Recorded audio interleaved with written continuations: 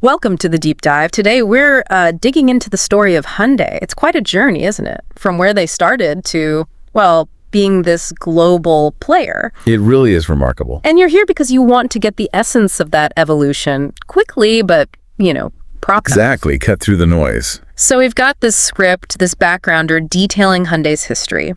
Our mission today is to pull out the really surprising stuff, the key moments, focusing on their resilience, their ambition. And how they just transform themselves. It's quite something. Okay, let's get into it, the beginnings. Right. You have to picture 1947, post-war South Korea. Chung Ji-young, son of a farmer, starts Hyundai Engineering and Construction. So construction first. Not cars. Not cars, no. Roads, buildings, infrastructure, really basic, essential rebuilding work. It's a stark contrast to, an IO and IQ5 today. It really is. What does that starting point tell us, do you think? About their DNA, maybe? I think it shows a certain grit, a focus on foundational work, maybe nation building, like you said earlier. Which makes the leap into cars in 1967 even more audacious. Completely. They launch Hyundai Motor Company, Korea's first domestic car company. And here's the kicker. No experience. Zero. Absolutely none in making cars. It's kind of mind-boggling. How do you even start? Yeah, how do they bridge that gap? It seems huge. Well, they were smart about it, pragmatic. They went out and hired the expertise they lacked. Like George Turnbull. Exactly. Former British Leyland exec, him and a whole team of European engineers, they brought the crucial know-how.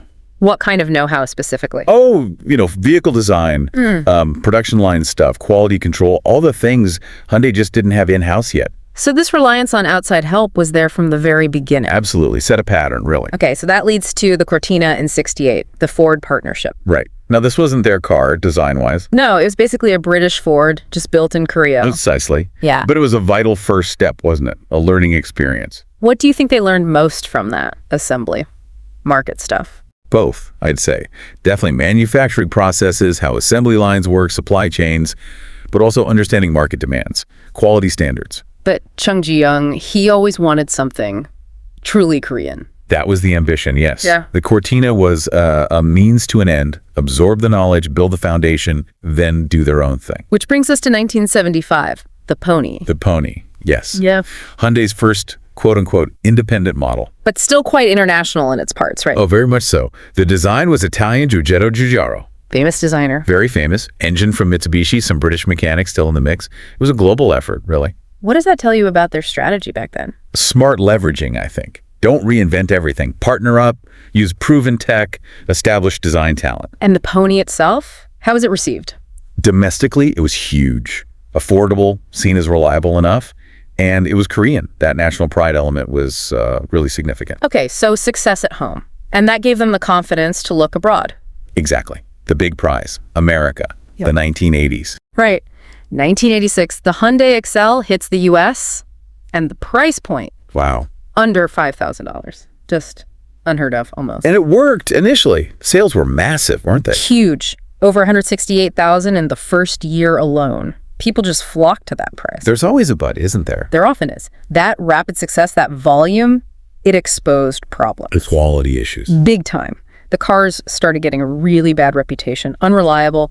Cheap, yes, but maybe too cheap in terms of build. That must have been a crisis moment. Your big U.S. launch turning sour. Absolutely. A critical turning point. They gained market share fast, but trust was eroding just as quickly. So what do? Most might cut their losses, maybe pull back. But Hyundai didn't. Their response, late 90s, incredibly bold. The warranty. The 10-year, 100,000-mile warranty. Just think about that. For a brand with a reputation for unreliability. It was a massive gamble.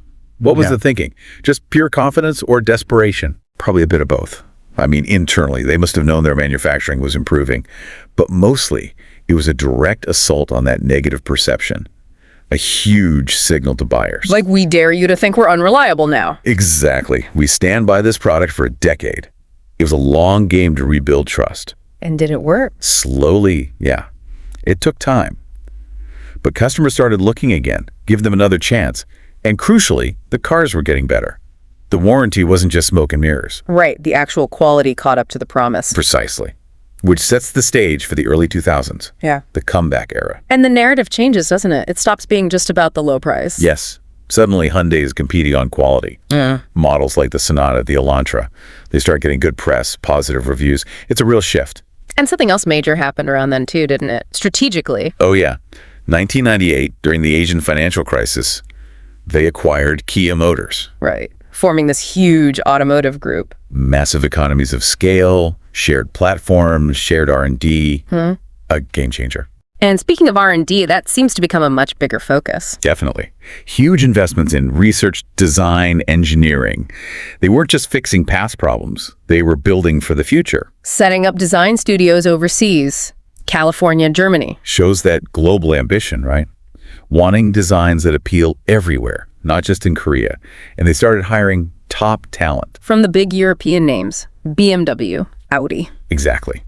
Our source material mentions former BMW engineers having a big impact, especially on the Genesis brand. Ah, Genesis, their luxury play. Yeah, models like the G80, G90. Suddenly, Hyundai is making credible luxury cars. That shows how far their engineering and design had come. It's a massive leap from the early Excel days. Which brings us more or less up to date. And now, they're major players in EVs. Right at the forefront, arguably. The Ioniq Q lineup, especially the Ioniq Q5 winning World Car of the Year, that's not just keeping up, that's leading. They really nailed the design and the tech with that one. Absolutely. Yeah. And their vision isn't just limited to battery EVs. They're still looking at hydrogen. Robotics. Boston Dynamics, the robot dog company. Yes, they bought Boston Dynamics. It shows this incredibly broad, maybe slightly eccentric, vision for future mobility and technology.